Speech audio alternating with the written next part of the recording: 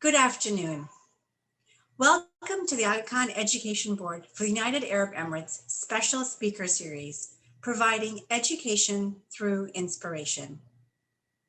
The Special Speaker Series aims to empower us to think out of the box by providing tools to help us become well-rounded individuals and shed light on skills, abilities, and attitudes, that is, mindsets, that will assist us throughout our lives. AKEB's Special Projects team has enlisted exceptional global speakers who are experts in their respective fields and serve as role models.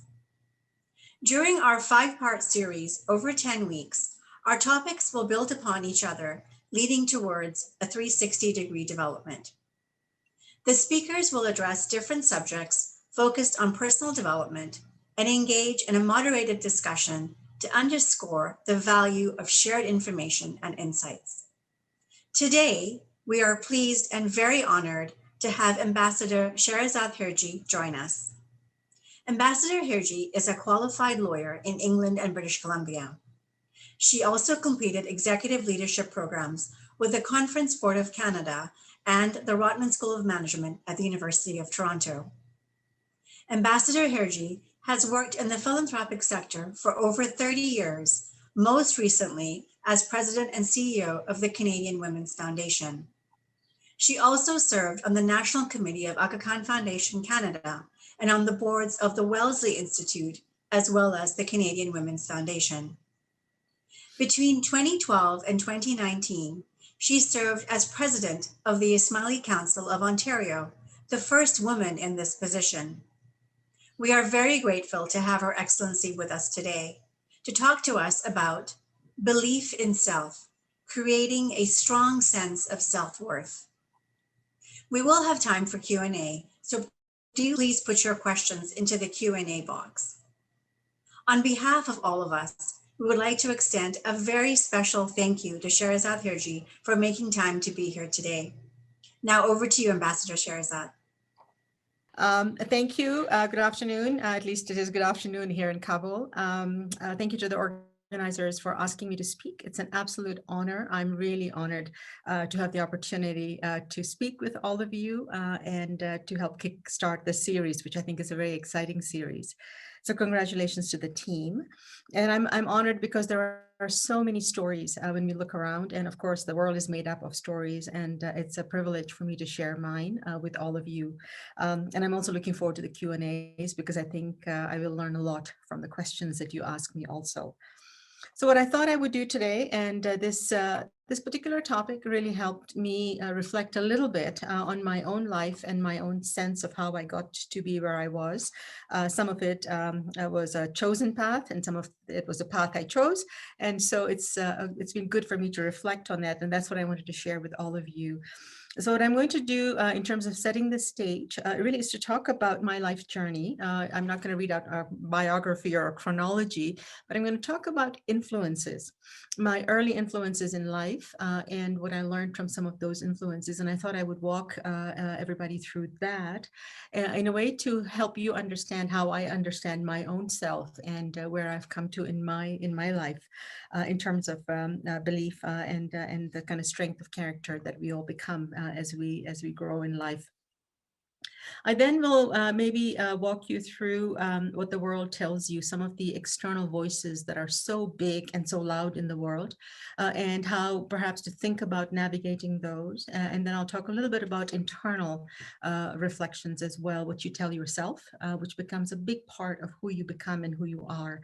And so we'll talk a little bit about that. And then I'll talk about something that feels a bit counterintuitive, but it is the importance of disbelief. And I'll explain that a little bit as well as I get to that point in the slide. And then, as Sajida said, we'll open up for Q&As and hopefully have a really good discussion at that point. So what I did in the next slide is just share a quote that I'm really minded by when I get into webinars myself or when I get into sessions. And it's something that Gertrude Stein said a long time ago. And she said that everybody gets so much information all day long that they forget or they lose their common sense. And so I just want to put out this caution through everything that I say, everything that you hear. Remember, there's a thing called common sense, which is our own internal kind of a reality check we bring into the world with our lens. And so don't forget that, no matter how much you hear about other people. So in the next slide, I'm going to start to set the stage about the key influences in my life journey that have brought me to where I am. I think my biography may or may have not mentioned, but I was born in Africa. I grew up in England and then moved to Canada. And then my family and I lived in the Bahamas. We lived in Ecuador. And of course, now I am in Afghanistan. So my journey in life was very much about following a path of education. And that started very early with my mother, who herself had not had the opportunity to have an education. And so she worked very hard to make sure that her sister, who was younger than her, got that opportunity. And my aunt ultimately became a physician, a specialist, a neonatologist. And that aunt inspired a lot of young women at that time in our family around education. And that really was the launchpad of my educational journey, but also inquisitiveness and always looking to ask questions. And I know that often parents get a little bit fatigued with kids asking lots of questions. I was very fortunate, as I know many of you are. Our parents love questions. They don't treat children's questions as bothersome, but they actually use them as learning, teaching moments. And I know my family certainly encouraged that sense of always asking questions. And always making sure that you had the right to be different from other people. So a sense of conforming to what everybody else was thinking or doing or saying. And I think at least for me, I realized very early on in my life that I was different. Everybody's different, actually. There is no one prototype for a human being. And I realized often when I would be different from other people, the choice would either be to set myself back and say, oh, I'm different. That's not a good thing. Or to say, okay, I'm different. And you know what? That's okay. I have a way I think and I'm okay and I'm comfortable with that. And so that sense of being okay to be different is, again, something that was encouraged. And I think was a big part and a big influencer of who I have ended up becoming. One of the things that really, I think was a defining moment in my life was in my mid-20s. I had moved to Canada and I was doing a refresher course on French for business. And our instructress was a great instructress. She was a good conversationalist. It was conversation French for business. And one of the things that she asked the class to think about is to say who you would rather be in the world if you weren't yourself. And so she said, you know, would you like to be a movie star? Would you like to be a politician? Who would you like to be in the world? And so we went around the class, and when it came to me, everybody, of course, wanted to be famous, movie stars and what have you. And it came to my turn, and always, of course, being a bit of a different thinker, I said, actually, you know, when I think about my life and what I've been able to do and where I've been, I wouldn't want to be anybody else in the world. I'm really happy being myself. And that was a defining moment for me, because I think it kind of reinforced for me that even in that moment, it was okay to be different from other people. But in that moment, really acknowledged and appreciated that what I had in my life was very special and didn't exist for anybody else. And so I think that was a very, very important moment for me. And I have added this quote on the slide, which I absolutely love. Of course, it's from Oscar Wilde, and he said, "Be yourself. Everyone else is already taken." And I think that's a really nice reinforcement for why each of you with your stories are very special. Each of us with our stories are very special. And we don't need to be anybody else, but just be able to be better at being ourselves. So the next slide continues on this journey of understanding yourself, and my sort of journey of how I had to go through my life trying to understand who I was and what I was about. Early on in my management career, I did something that many of you have done or will do, which is a Myers-Briggs assessment of your personality type. It tells you a bunch of things about who you are, what your preferences are, and your character. And what it told me is that I sat on the borderline between being an extrovert and an introvert. And what that meant is that it helped me understand that for much of what I needed to do, whether it was in my professional work, whether it was my volunteer work, I had to be outgoing. I had to deal with people. I had to do a lot of external work. Yet at the same time, I was an introvert, which meant that I need my private time. I need time for myself. I need time for reflection.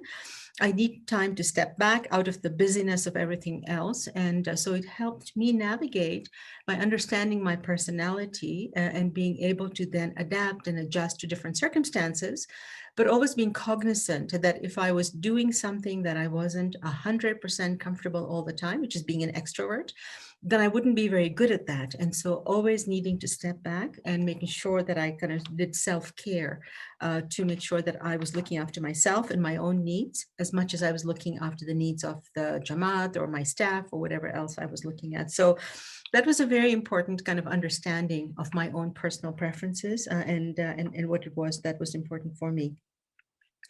The next thing that I think was a key influence for me, and that was learning about communities of belonging. When we think about community, we maybe sometimes narrow our sense down of who our community is. For me, expanding that horizon of communities was really important. When I was younger and living in East Africa, I was a member of the Girl Guides. I grew up through the Girl Guides. That was a community for me. Of course, I'm a member of the Jamaat. That was a big community for me. When I moved to England, I went to a girls' school. Of course, that became a big part of my community. And even things like in a girls' school in England, I actually had to participate in morning prayers, which were based, of course, on the Christian faith. And I had no worries about that. I had no sense of being concerned about that, because to me it was an acknowledgement of a faith, of a different faith, but it was also learning about how other communities think. And so to me it was about exploring as much as it was about being part of a community of a different faith. And I felt that I learned a lot from that. And then, of course, as you go into workforces, you have, besides your school, your university, you've got colleagues, you've got friends, you've got acquaintances, and your communities grow, and you learn lots from different communities, which is why I love to surround myself with different kinds of people. I think the other defining kind of characteristic for me is the question, why not? I know when I became president, we asked a lot this question, why not? Often in different circumstances, you hear this phrase that says, we've always done things this way. And to me, that is one of the most limiting phrases I've ever had to deal with. And in many ways, you have to be very respectful about how things have been done in the past, because a lot of thought has gone into developing some systems, some processes, some understanding. But there's also a point at which you say, do we need to continue to do things the same way, or why not try it differently? And so this notion of why not and learning to push and to do things differently has become a really important part of my life as well. And then I think this notion of gratitude, I think we often are so focused on what we don't have. We forget to focus on how much we do have. And everybody has something to be grateful for, no matter how tough our life is. Life is full of challenges for all of us, but I think how we look at it makes a difference. And this phrase that I've put here, I cried because I had no shoes, then I met someone who had no feet. I was inscribed in an autograph book when I was quite young in primary school and by a teacher who I admired. And it really has influenced me my entire life to remember that no matter how much I think I'm not, I don't have things, I'm very fortunate. There's always somebody who has less than I do. And that sense of gratitude has been very, very important. And then also, I think something that I quote, altitude determines attitude. And what I mean by that is you cannot control what happens to you. Life happens, things happen, circumstances happen. Stubborn streak in me, and I had to be careful with that. I had a guidance counselor in school, and this was going back sometime in England when I was younger. And she told me when we discussed career options, that for some reason law came up, and she said, "Oh, you'll never get into law school. You're not bright enough," or words to that effect. And I thought to myself, that's not what my mother told me. That's not what my parents told me. And so I applied to law school, and I got into 5 law schools, much to her consternation, but much to my delight, because I realized at about 16, 17 at that time, I think, that I could do things, even though people told me I couldn't. And fast forward when I was just entering my 40s and living in Canada at that time, I said, I need to learn a new skill. And somebody said to me, and I said, well, maybe I'll learn to ice skate because that's a very Canadian thing. And someone said to me, oh, you'll never do that. You're too old. And of course, I had to prove them wrong. And so this stubborn streak was, in some ways, has been a real good thing for me because it pushes me.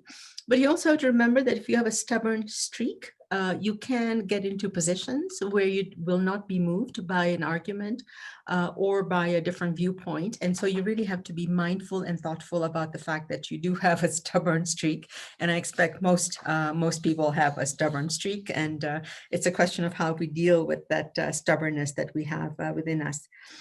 I think learning to listen is a really important thing. Again, we're talking about self-belief, and you want to be careful because I've seen people who are so sure and so assured about what they say and do, it doesn't leave time to really listen and to reflect. And again, I remember when I was younger, somebody said, you have one mouth and two ears, so you can listen twice as much as you can speak. It made a lot of sense to me, but it kind of comes back to understanding that who you are and how you evolve and grow is very much a part of how much you contribute, but also very much a part of how much you take in and how much you listen to others. And so I've been very, very minded by that notion. The next kind of thing that has been, again, as I've grown older, become a very important part of my learning and part of who I am is understanding the difference between critique and criticizing. And we were in a meeting with Maulana Hazar Imam actually a few years ago, where he referenced this notion of critiquing, not criticizing. And I've had to think about that a lot, both in my leadership position within the Jamaat, but also in my work. And I think to me what that reflects is to say that when you criticize something, and we all feel something can be done differently, it could be said differently, when you critique it, you really are stepping outside and you are analyzing it. And perhaps it comes easier to me because I am a lawyer, I was trained as a lawyer. But when you criticize, you bring in a level of judgment that kind of suggests that you know better or that what you know is better than, or that you are saying somebody did it wrong or somebody did it right. That's a judgment portion when it comes to criticizing. But critiquing really is a notion of being able to raise difficult things, but by raising them in a non-judgmental way. And for me, that's become a very important way of working with my staff, with volunteers, with everybody that I usually have to work with. So I think that's been very important. And then humility. I'm not always right. It takes a lot to admit that. We're all wrong sometimes. But being able to admit it is important. So I've learned that. I've also learned that I have lots to learn. And I think one of the kind of things about wisdom is knowing how much you have to learn. Every time you learn a little bit, it reminds you of how much more you have to learn. And this sense of humility in learning has been a big part of who I am and what I have become through my experiences in my life. And I think another notion, a very important notion, is that I've not walked in your shoes. And so when I have a conversation with an individual at whatever level, volunteer, professional, it doesn't matter, I always have to be cognizant that I'm coming possibly from a place of privilege that they have not been in. I'm coming from a very, very deep sense of community rootedness that they may not be coming in. I come from a whole bunch of places where they may not be coming in. And so always being able to understand that you cannot judge for somebody if you've not stood in their shoes, and none of us have stood in each other's shoes. And so that is really important. So all of the things that when we look at this notion of self-belief and your mindset, I think it ultimately brings you to what is it that who it is that you are and how you think, and what has put your mind together and how you translate your experiences. I think these are all the components that I've talked about. Whether you bring a sense of optimism, self-awareness, your sense of creativity, all of the experiences that you have and how you filter them. Again, back to the point of attitude determines altitude. And so your mind, your belief, all of who you are is really influenced by all of these different components, and then how you translate them into who you are and what your view is in life. I'm going to talk a little bit about what the world tells you. And I've reflected a little bit as we have been speaking, for example, about what my guidance counselor told me I could or could not do. And so be careful about what the world tells you, because, who defines success for you? Do you get it from external validation? Do you get it from the media? Do you get it from your family? Do you get it from your friends? And so always be thoughtful about what you are taking in from what is considered to be conventional, what is considered to be the norm, what is considered to be the normal standard. Take those things into account, but don't necessarily assume that those are all right for you. Always be sort of cognizant of the pressure that's coming at you. I think the younger you are, the more you feel that pressure, whether it comes from your family, whether it comes from your school, your friends, your colleagues, social media, lots of different places that put a tremendous amount of pressure on all of us these days. And as I said, I think the younger you are, as you are growing into your own sense of self-belief, self-confidence, these external influences can be very negative. And so be careful, screen them out, and be thoughtful about who it is you are and what it is you want to be. And take what works for you. That's how you grow, and leave the rest behind. And I remember a quote here again that I have that I read when I was much younger, and it was actually a photograph of a large herd of sheep going up a mountain, and somebody following this herd of sheep. And what the quote said is, be careful. The trouble with following the herd is stepping in what it leaves behind. And you know what sheep leave behind when there's a lot of sheep traveling along. So don't always follow the herd. It's not always good herd mentality. It can get you into trouble. The next slide, I think, is going to get us to what you tell yourself. And again, I've spoken a lot about your internal influences and how you filter what the world is telling you. And the way you do that is really to be self-aware.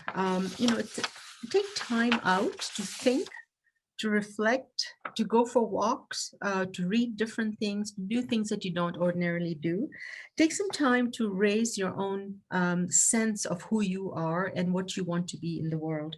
So self-awareness is important, self-reflection, the same point again, self-determination, and moving out of your comfort zone.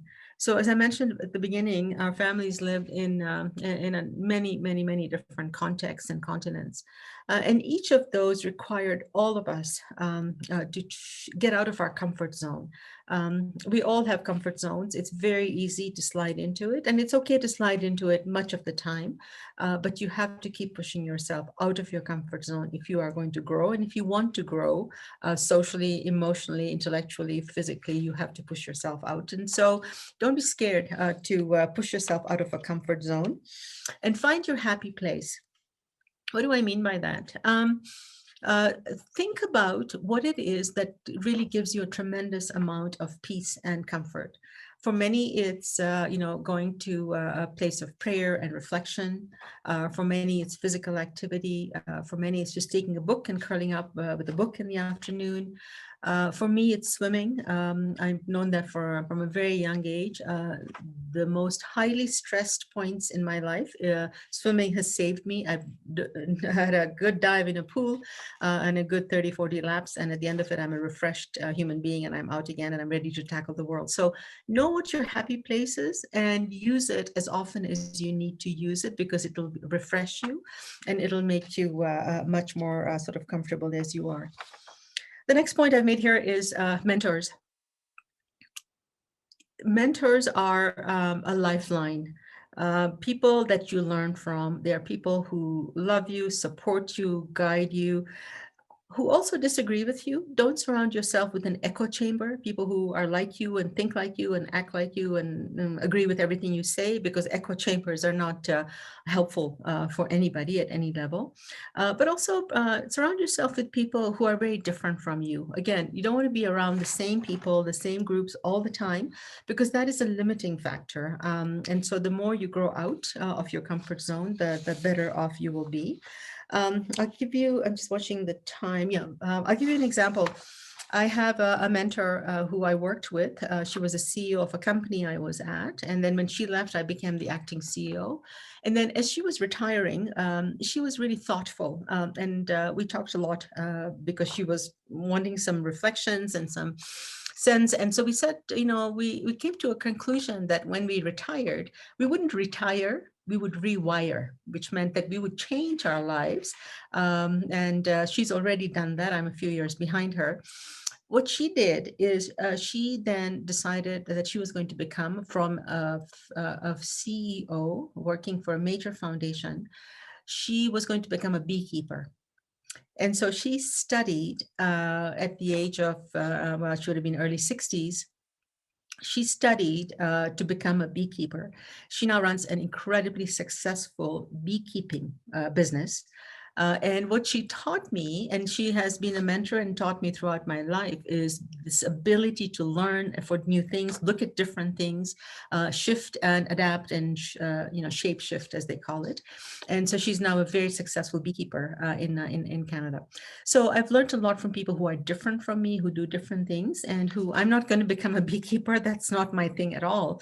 But it inspires me to do something different, looking at somebody else's journey. And so surround yourself with people who make you think like that, who inspire you and help you along your journey.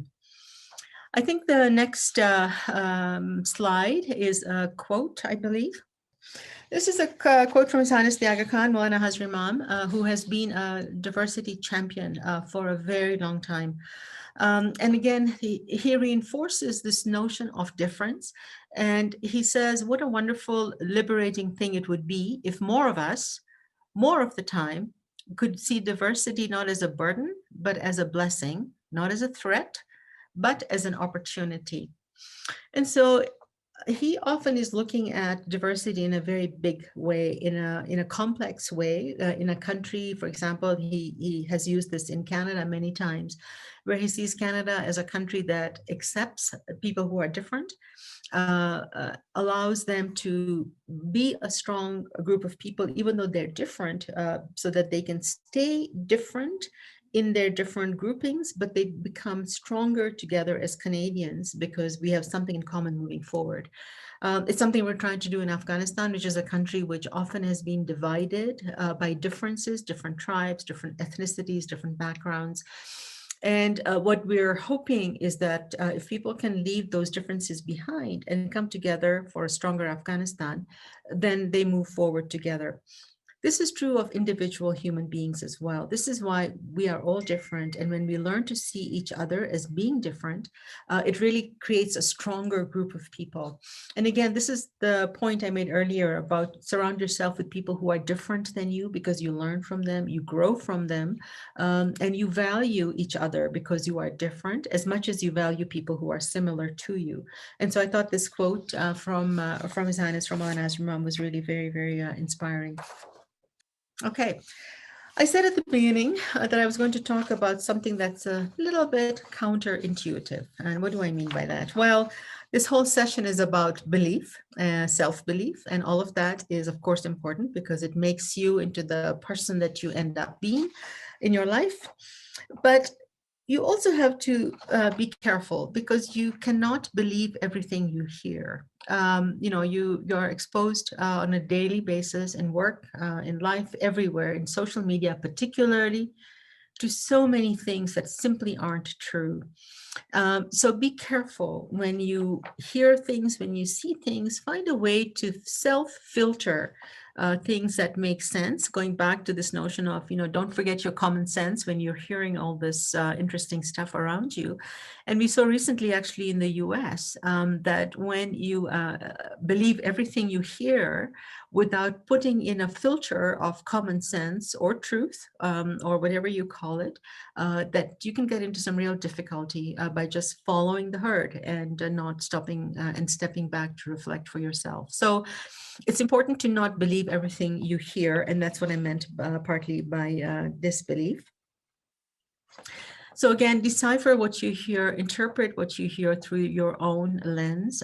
Talk to people about what you're hearing. Again, don't be hesitant to ask questions. Don't be hesitant to reflect, to push each other, whether you're with a bunch of friends, with a bunch of colleagues. If they say something and you don't agree, don't be scared to push back or to say, but what about this? And if you have a viewpoint, that is the most valuable thing about you, is that you have a viewpoint that will be different from somebody else. And so you have to believe in that sense of being different and pushing out that sense of being different into your conversations.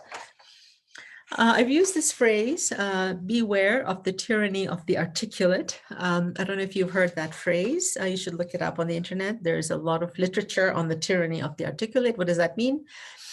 That means that, people who often are very come across as very credible, speak a lot, speak very well, speak with authority, look like what a leader is considered to look like, then there's a tendency to just assume that they're right. When I was in my early professional career, I was asked to sit on a board of directors in Canada. And I was I was one of two women on a group of 15 men on a board. They were all white men. And I was the only person of color around the table. I was in my 20s. It was not an easy board to be around, partly because this was a group of guys, essentially, who had been working together for probably 10, 15 years. And so they had a really cadence. They had a way they managed board meetings. I mean, things had been going, really well. And here I come in as a young 20-something, a bit of an upstart, and I have different ideas. And so it took some time for me to kind of get comfortable in that setting, to say, okay, so, they just had this conversation. I actually think differently. So when do I speak up? I'm new on the board. And so I had to find my own sort of comfort zone first within that frame. And then I had to step out of my comfort zone, which was not an easy thing to do. But again, you have to push yourself out because you have a voice and you want to be able to do that. But if I just listened to the very informed way that they talked about how things had been run for the last, 15 years, and talked very well, very articulately about it, they could have run that same board without any change for the next 20 years. But that wasn't why I was around the table. And so I had to learn to speak up, use my voice, and start to then become very influential because I had a different voice. And once, a couple of those things happened. Once I would say something and then they would kind of, that's interesting. And then 5 minutes later, somebody else would say the exact same thing. So if it came from one of the, people who was already around the table previously, then it got some air and it got picked up and people started to talk about it. And so then it would go somewhere. And so then I learned to be able to, use influence, which again is part of learning to be confident and believe in yourself and believe in your ideas. But this notion of tyranny of the articulate, a lot of articulate people rule the world, and we have to be careful about it. And a phrase I heard, I think, just to summarize this as we move towards the last slide, the last two slides, is engage wholeheartedly, but half assuredly. I heard that phrase, which I love, which is to say, whatever you're doing, give your whole self to it. Whatever you're engaging with, do it with your whole heart, because you want to be engaged in whatever topic, whatever issue you're engaged, but be half assured. Because what that means is that you're half listening. Remember back to that point about listening, because if you are so self-assured, then there is no room to listen because you know all the answers.